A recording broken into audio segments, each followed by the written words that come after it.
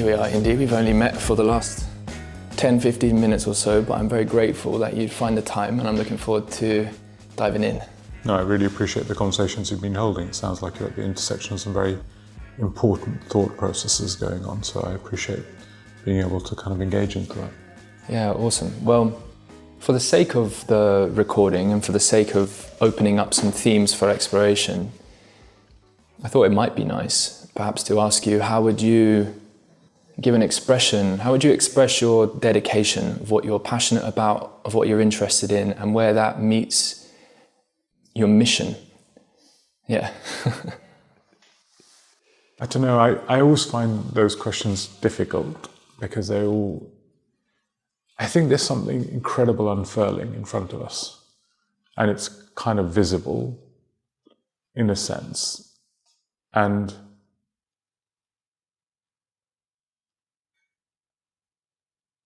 And I think being able to not only see it, but actually we're at a cusp of being able to manifest some of that stuff. And I think it's visible at every layer. So I'm not sure, for me, it's like, I think it's, you're seeing the future is entirely glimpsable right now. You can see it in so many different components. And I think it's extraordinary in that sense. And I think then it's just a dedication to uncover it. Right. Well, what are you seeing? What are you glimpsing? What am I glimpsing? I'm glimpsing so many different ways to unlock this.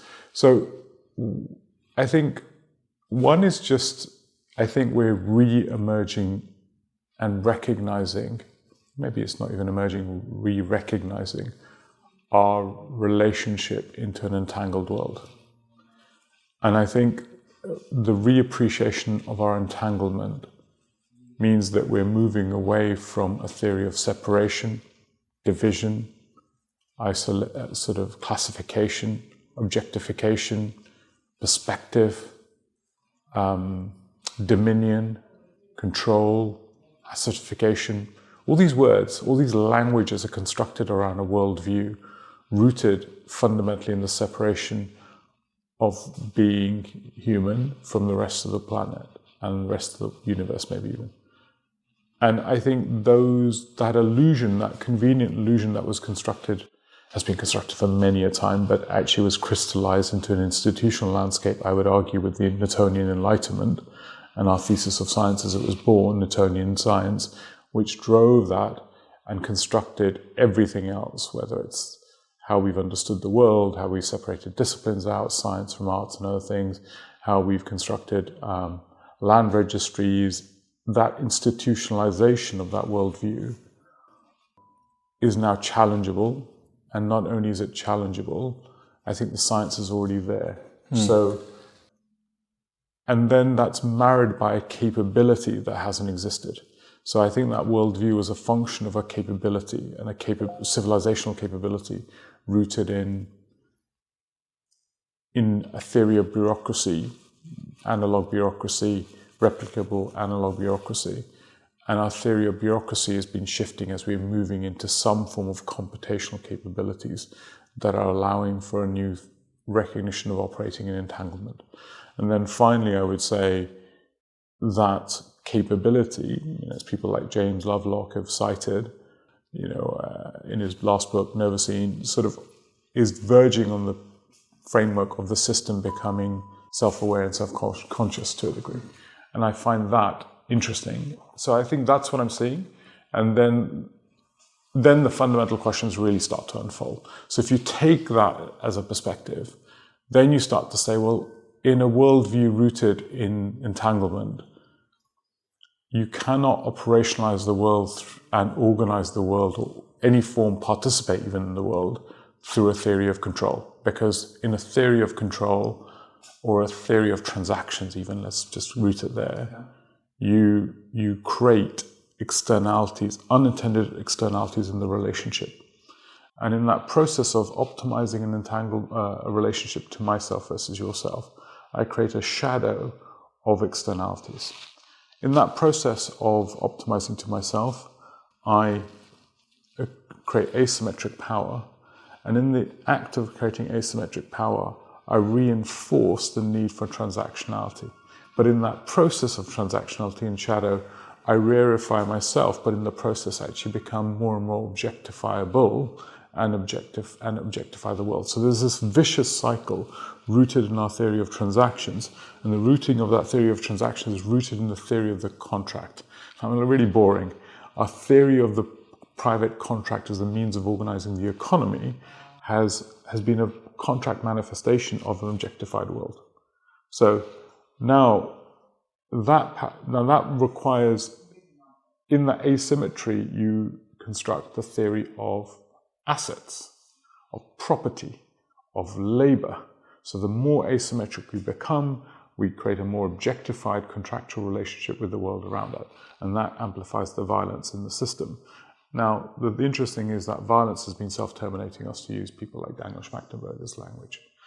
And whilst many people focus on the existential or sort of what I call super technologies, carbon sequestration, XYZ, or even tree canopies, obviously we're working on. But the problem is not the technologies of building trees. We know how to do that. The problem is the worldviews and the deep matter codes that are rooted in those systems. So how do we move away from a theory of contracting rooted in transactions to a theory of relationship rooted in care? Now, and this is derived from conversation with Forrest, and I want to fully acknowledge that most of what I say is standing on the shoulders of many other incredible giants of thought. But what I appreciate is that when you move to, so if we move, firstly, we're moving out of a theory of objectification and asymmetric power and what I'd call the passivization of agents into objects, but recognizing the inherent agency of the world around us, step one, then trying to move into some form of relationship which isn't about dominion and control, you have to move to a theory of care.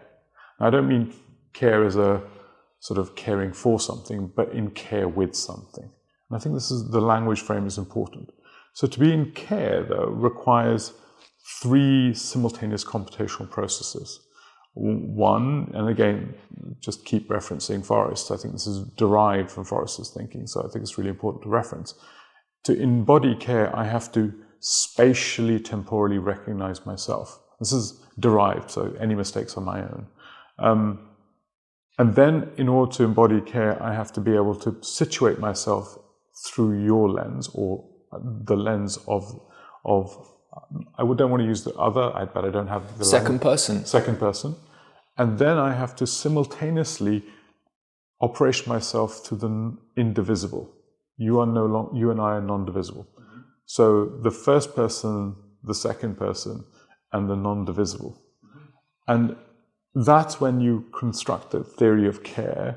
Now that theory of care then starts to build a new theory of governance, which is no longer extrinsically driven, but intrinsically driven at the form of the relationship. So we've shifted our theory of governance being an imposed violence control system, but to being actually a relational system.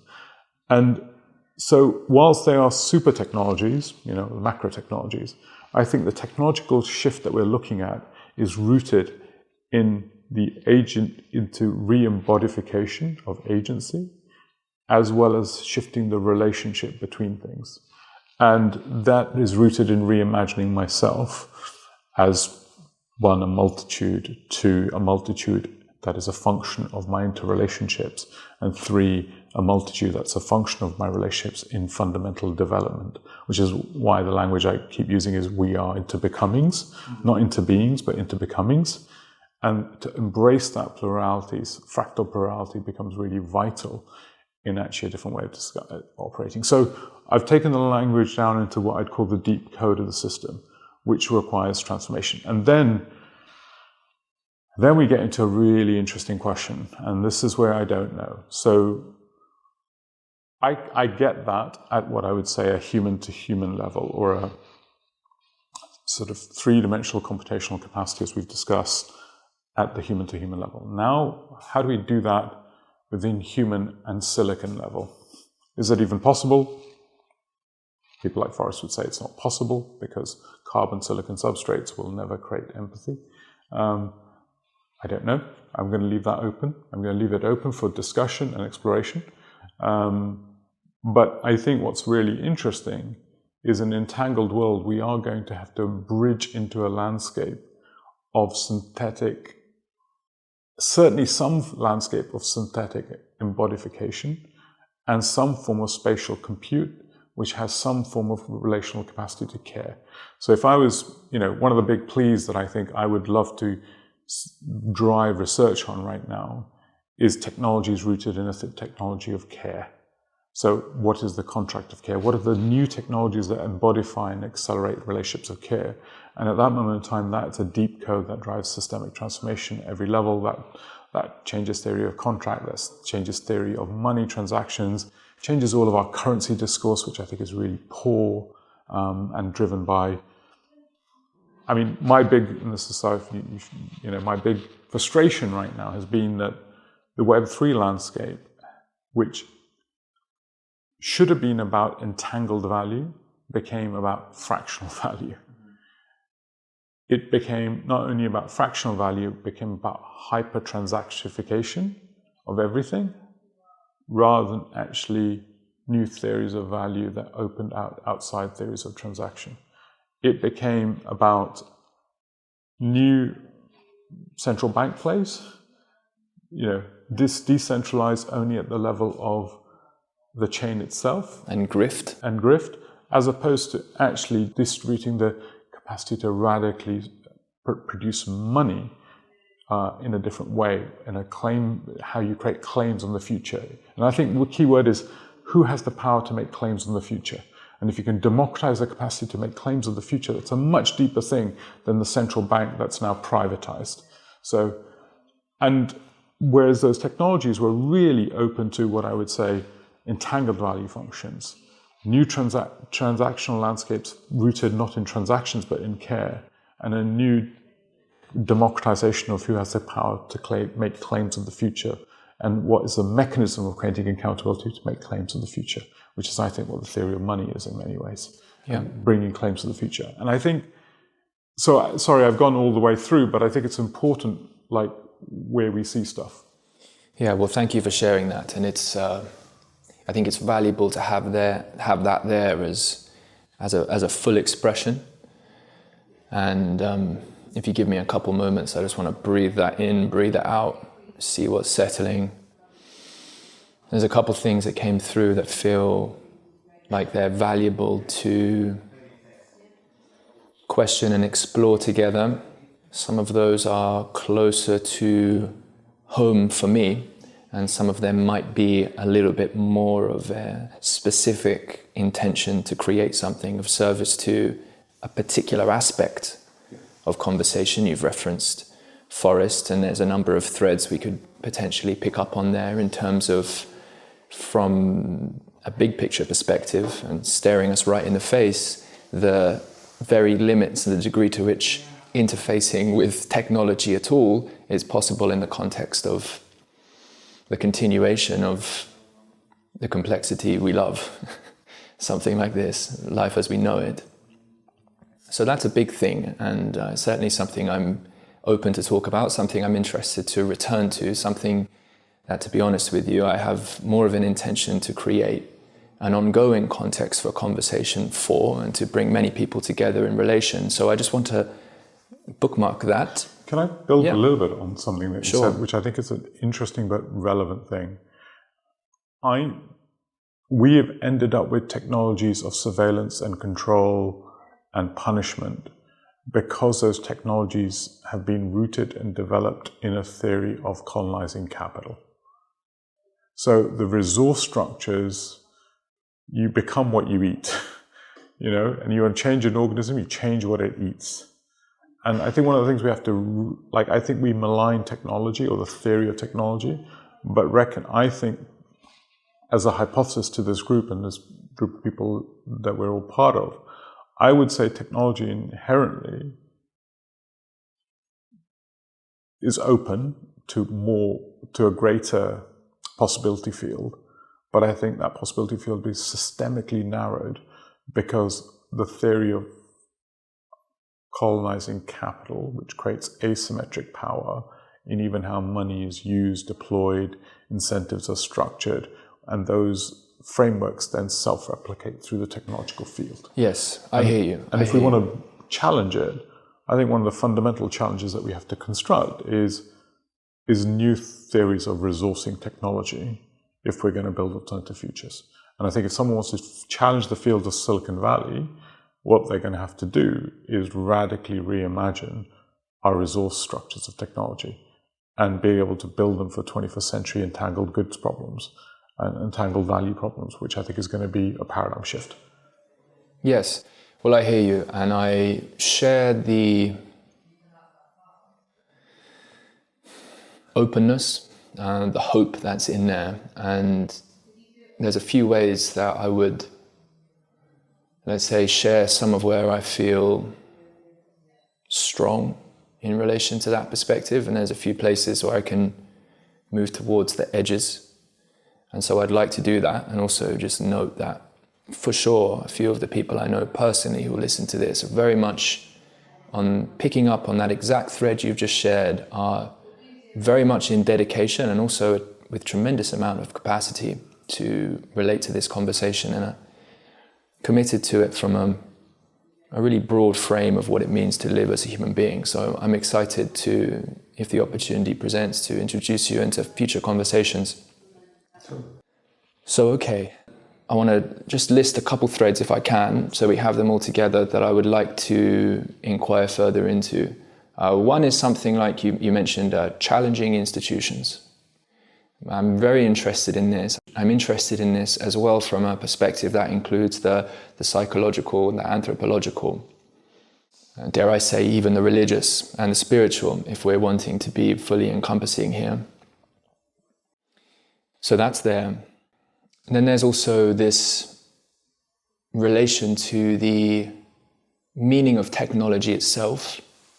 And in the voicecraft context, there's often an emphasis that is more towards what would come under the rubric of, let's say, psychotechnology, perhaps sociotechnology, and the technology in terms of how people think in terms of chips and machinery and various things is present in the field and certainly is of great interest, but we've been having conversations, we've been sharing voice for a very long time, and in that sense we've been participating in communication with the ecology as such for a very long time, and it certainly does seem to be the case. I know you've referenced this in some of the talks I've heard you give, reference indigenous perspectives, and from where I'm sitting, there is a profound continuity that I feel even as a question and as a tension, but certainly as a connection to my own indigeneity and the indigeneity we can realize here together. We strip away the cameras, right? Here we are together attempting to commune in some sense in relation to what we care about. We're attempting to be in relation with the big pattern. But we're sharing heart as well. I mean, there's a certain putting on the line with authenticity. Well, here we are, here's how we're seeing. And I say this to presence, I guess, the trivial perspective to some degree, that we are already furnished, we are already equipped. In fact, our very mode of encounter itself is furnished by prisms of perception as a kind of immanent here we are, that which I'm looking through, that in some intimate sense I participate in orienting. If we're talking about care and relationship from that relational perspective, a psychological perspective, that familial kinship, all these types of things, there is a nuance and a subtlety of how we participate in sharing understanding together, the very what it is to relate to question and the tension of that as such. I mention this because it seems to me to be deeply relevant to this other thread in terms of challenging institutions and challenging the way that people come together in bureaucratic context to achieve certain outcomes based on what? You know, based on an awful lot of momentum that you could delineate in various ways, but an awful lot of pressure to stay within the lines of business as usual. And so one of the reasons why I'm interested to speak with you is, and I'd love for you to share more about this because we're just getting to know each other. But I'm curious how you relate to the phenomenon, let's say, of challenging institutions in terms of what it is to meet the relational field of that. Can I just leave that open? Do you sense what I'm getting at? I do. I do. The way I would engage with this is actually to start with your second question and work backwards. I mean, sort of to draw a caricature arc of technology, which I think is useful for us to draw, just as a thought experiment. So if we imagine humans as fully embodied relational beings, and our first moment of technology being the act of instruction, telling someone else what to do, instructability. Second act was perhaps to create a tool to leverage our capacity, asymmetric leveraging. Third act, perhaps some theory of a machine, a tool which is replicating and being able to optimize, carry on working by itself. No longer am I directly engaged with it. The next dimension becomes perhaps the theory of the corporation, which is a rule-based system which is able to operate the world through a theory of machines, right? Including humans, including assets in a new theory of.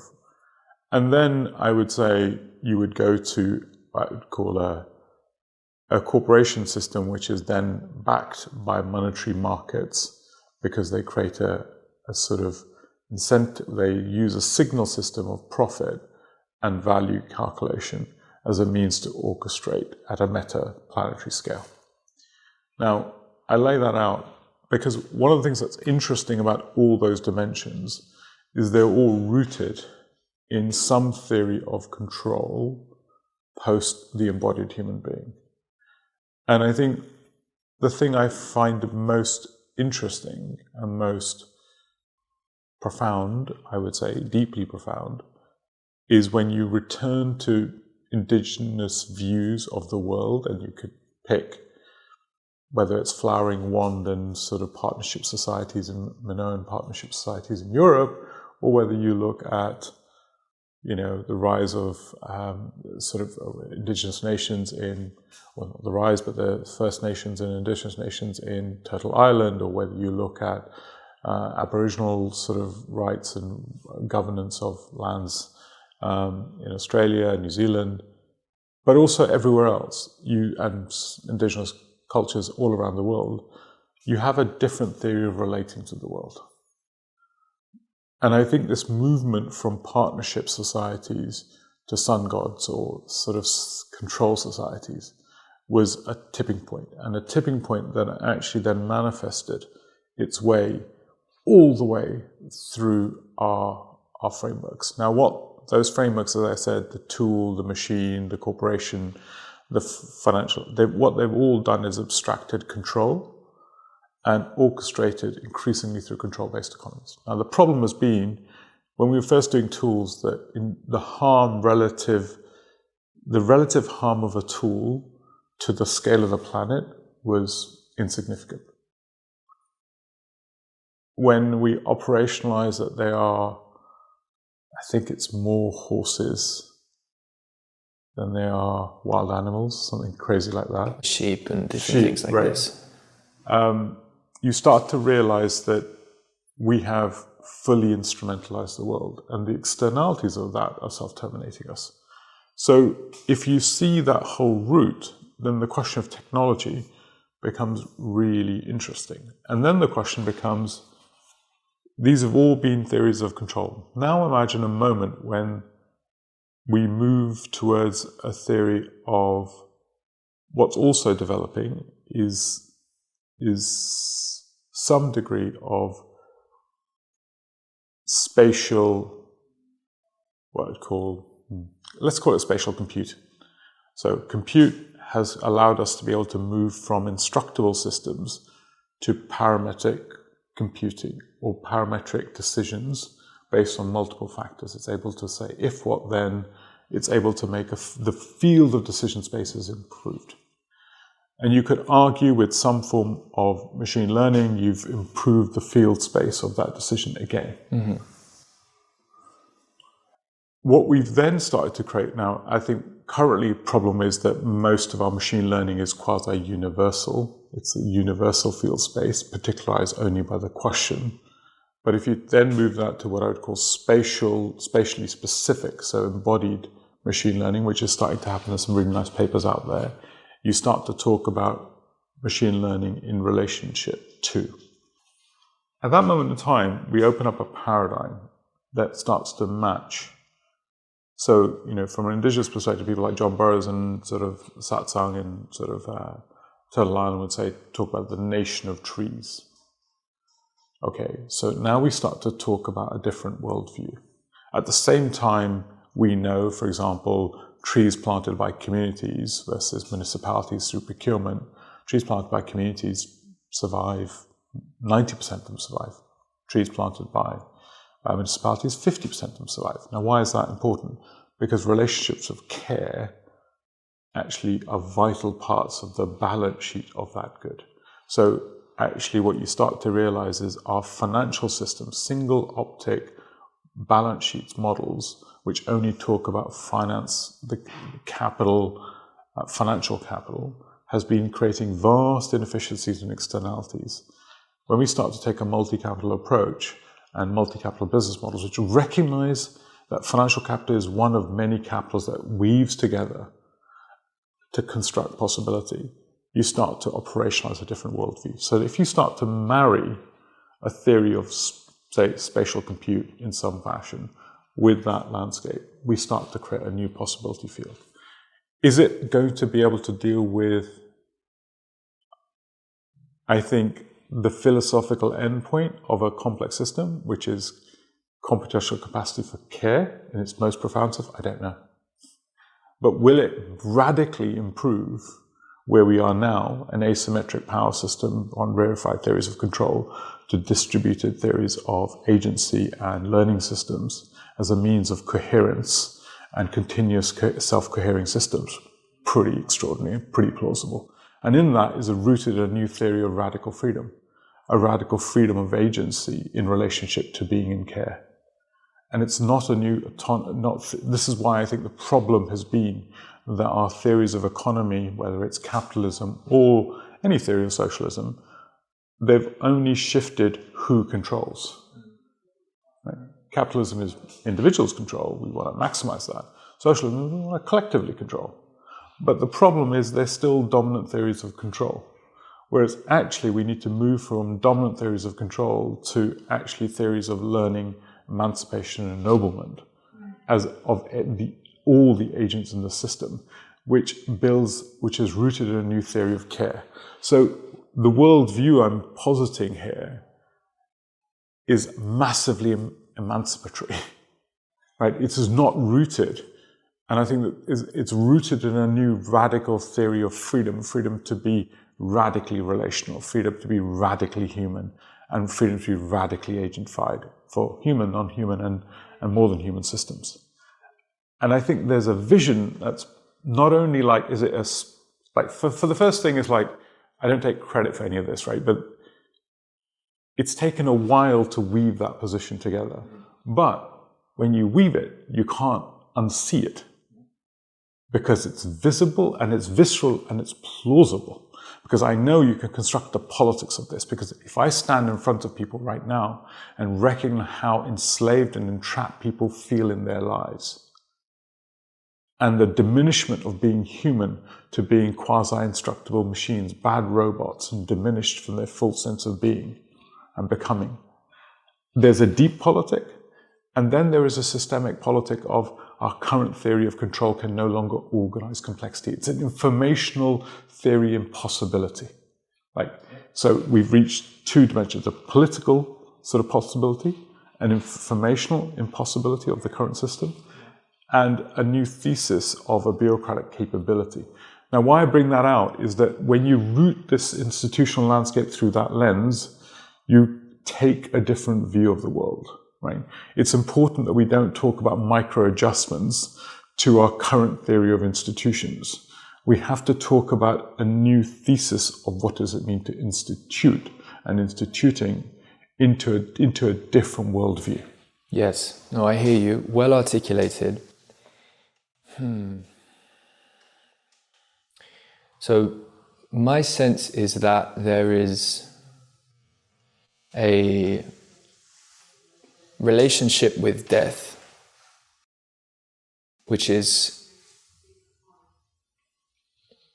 in the main part critical to, I would say, metabolize enough of what you are saying in order to, in an embodied sense, live out that hope. In that sense, I'm gesturing towards the post-tragic in a critical way. What I've noticed for a long period of time in my life is that actually human beings will persist in a narrowing entrapment. We get caught in patterns of addiction and delusion. This is fairly standard from just anyone can notice, but you can take a cognitive science perspective. So we often find ourselves, I won't go so far as to say choosing from the wholeness of our being, but participating in our own enslavement. Mm-hmm.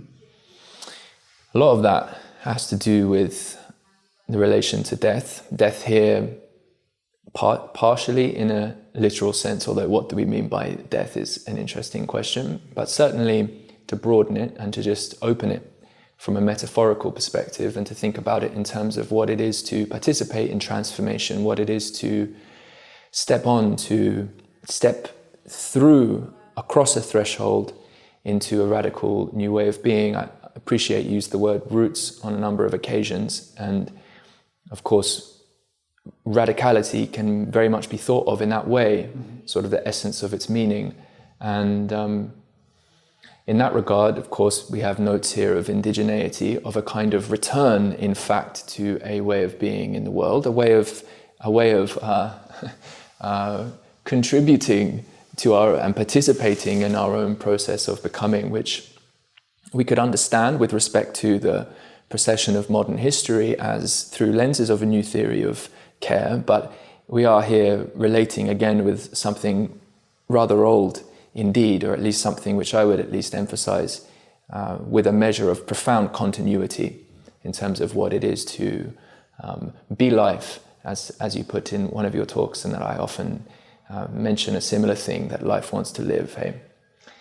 And so the reason why I emphasize the psychological in these aspects is because I'm very curious about the communication, of course, of information, but the communication of ways of seeing, ways of learning together, ways of participating that afford this mode of, let's say, seeing, participating, and in some critical sense, trusting that there are ways of building and doing in the world which are worthy of, in a sense, there's something to rejoice. There's joy in the opportunity of life. There's a tremendous amount of dystopic and pained, and understandably so, thought rife with the kind of philosophy which makes it difficult to get out of bed in the morning for many people. And I'm not here wanting to diminish the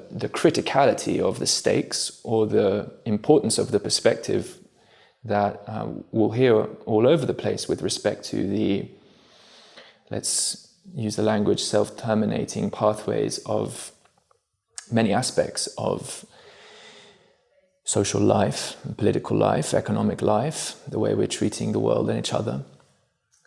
And so to tie things together, there very much does seem to be from my perspective, one of the great challenges is the creation, the furnishing of context, relational contexts that support participation and communication in a way of relating with this material in a manner that that doesn't so much posit the kind of emancipation that I can already imagine people I've spoken to, various echelons of society, who would feel like, whoa, hold up, even that word is too much. Hang on a second, I want to feel a little bit grounded in what's present. What's this And perhaps it's because on some fundamental level there's a tension, there's a kink, there's a knot in the system in relation to the processing of, mentioned things like death, and let's just call it significant transformation and change in the context of pressures that we haven't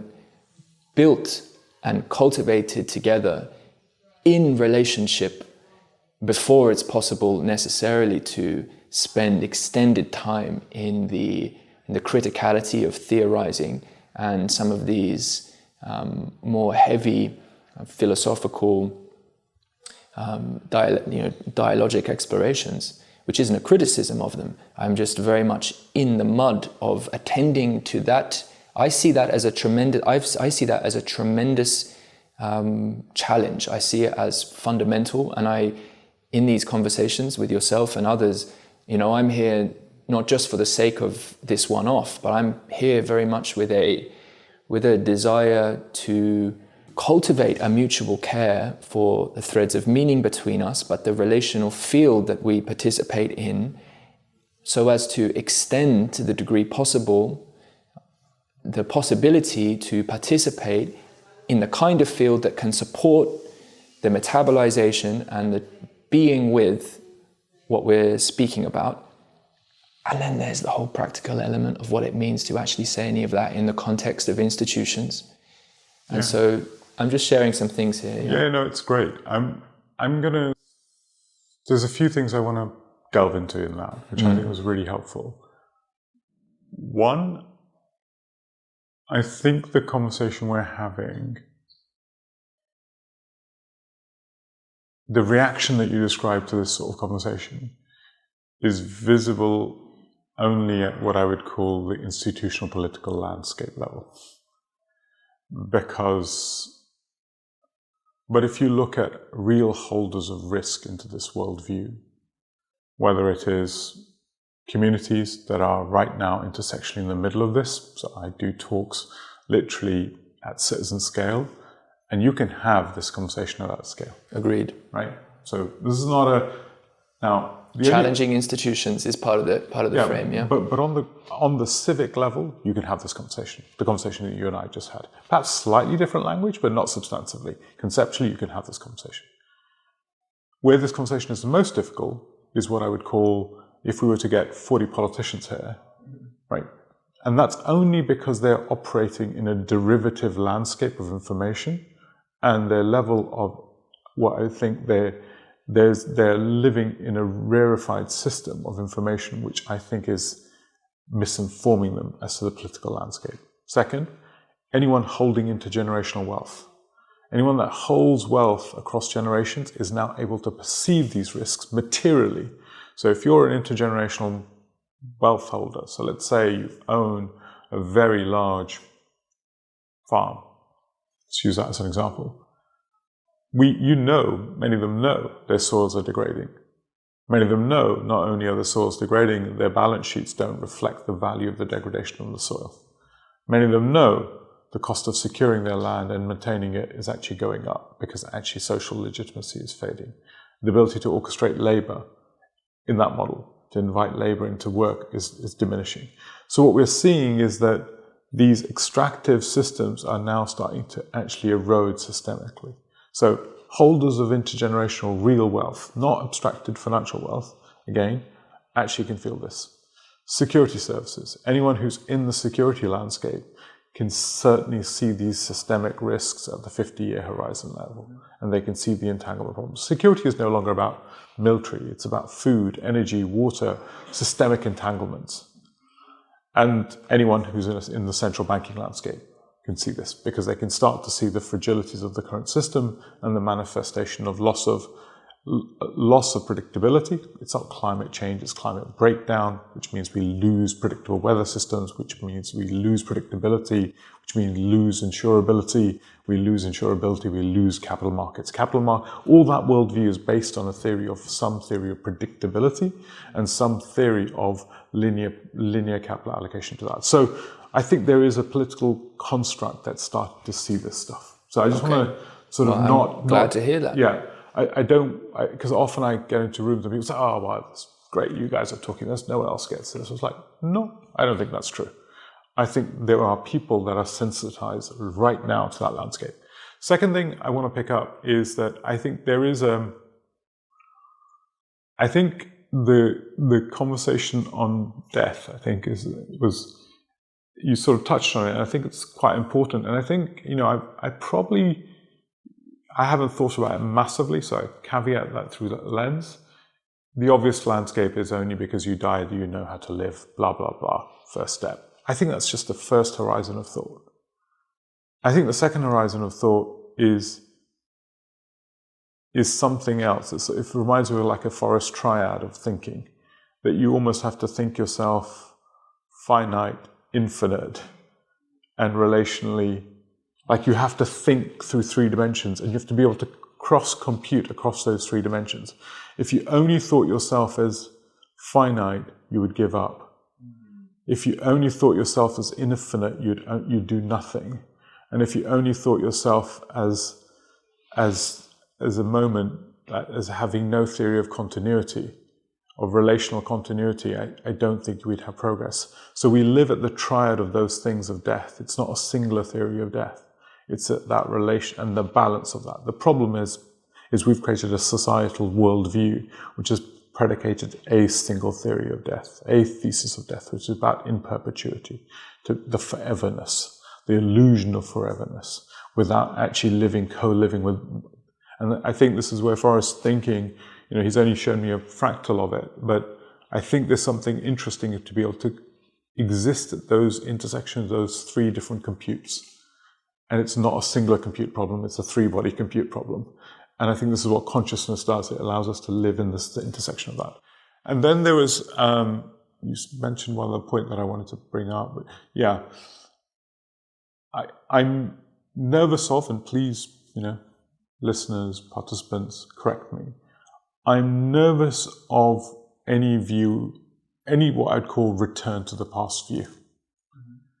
Any sort of worldview that sort of says, oh, you know what, we're going to return to this worldview.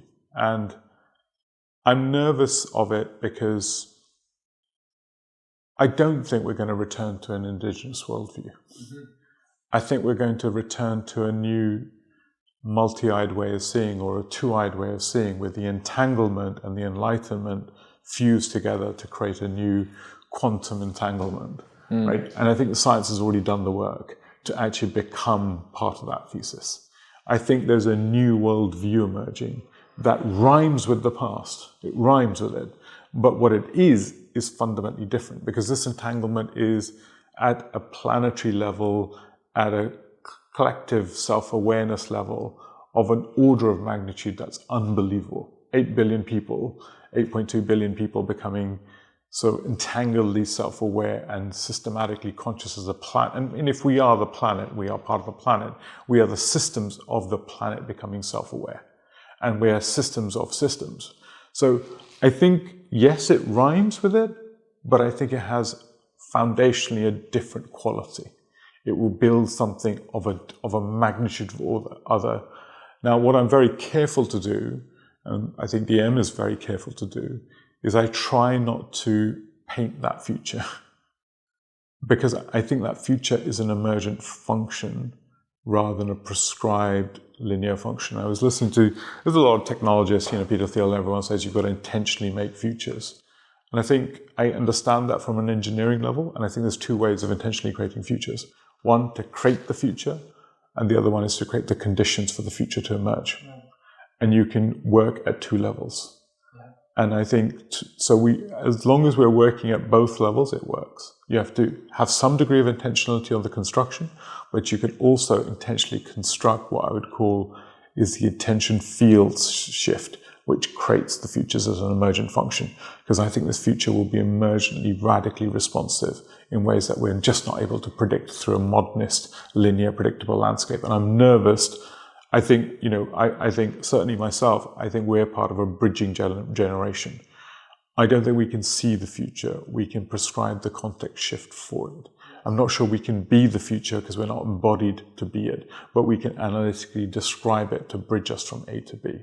I think if, at best, I would say we're a sacrificial generation because we cannot embody the being of what's required on the other side of it. And that's okay. I'm very comfortable with that. Yes, I hear you. I think that's well put. I resonate with a lot of that. To speak on behalf of the perspective I was sharing is not so much intended as a return to a whole worldview, but rather that we can source. There is a body of intellect. There's also a continuity of what it is to do life. Totally. And so there's something, if we take really radical experiences, people might talk about near-death experiences, or they might talk about psychedelic experiences, deep transformational experiences. One of the things that's been, I would say, clear to me in relation after some time is that the orientation of navigating, let's call it intensity, whether that comes through the kind of expansion or the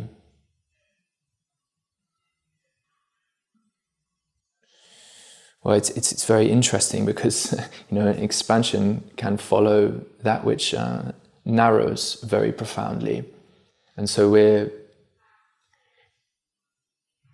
in let's say in becoming through that transition. It's been my contention. I find, well, I should say it's been my contention that there's something we realize in that transition, in that sense, as being, which is in profound continuity with, like, the nature of is itself. Yeah. And partly that means that wherever we're going, it can be in some sense as radically different as you like. But when we say radical, it is in part a reference of a return to the roots. It is not a cutting off. We are not effacing ourselves and what we are and what we've been. And in that, I find that the energy of that seems to me to be of the very essence of deep communitas, of invitation. And so it's one of the reasons I emphasize, but it's quite a precise thing. It's not an invocation of an entire worldview that's going to intellectualize itself in terms of a particular conception of animism and perhaps a whole-scale affirmation of how we're ontologizing various patterns of behavior that we recognize, because we've come through science and the cultivation of that, let's say, scientific impulse, to offer some continuity there between the indigenous worldview and then the modern scientific, that scientific impulse. I mean, there's been so much learning. There's been so much learning, and that's okay. That's very exciting. I think that's right. I think the thing I sort of, my worry, and this is just a personal worry, I think when we look backwards, we need to, like when people sort of say, I don't know anyone who's done this, but people say, I got my DNA examined, and I sort of like, I'm 50% X, 12% this, and I was like, that's technical bullshit. Because all you can really say is your journeys from East Africa. So what you can root is the journey you've taken over X billion years from East Africa. You're not from anywhere. You've just made different journeys. I like that perspective, yeah. And the reason why that's important is, my worry is that we can talk about a quasi-ownership or quasi-indigeneity to a land or a piece. Agreed. And actually, and you know, you could say, well, Indy, you're probably from Indian origin. I was like, well, yeah, maybe some Greek mixed in when, you know, Alexander the Great came over in northern India, probably something, you know, probably before that, so, or after that, some Persian influence as well. And then you start to go, well, and then probably, you know, 50,000 years before that, some move from East Africa. Like, my worry is that we still start to objectify these parts rather than seeing them as just journeys. And as long as we can see ourselves re-entangled back in history, then history becomes useful. But if we use history to create our divisions, then history becomes a problem. And too often I've recognized that as we look backwards to find our divisions and our separations. And there we're constructing history, and like, you know, your DNA testing, that piece of code where it says you are 50% this, it's utter bullshit. It's like, I cannot even see the conceptual framework or the scientific framework that allows someone to describe that. Right? Well, you could say it's paths. In part, it's a kind of, in this sense, it's a kind of attempt to understand the nature of self or subjectivity through notions of symmetry rather than continuity. And that's something that would be, you know, this is language, and that Forrest Landry uses a lot. And so I think I'm using that fairly in this context, but certainly I make use of these notions without having to reference his whole schema of thought.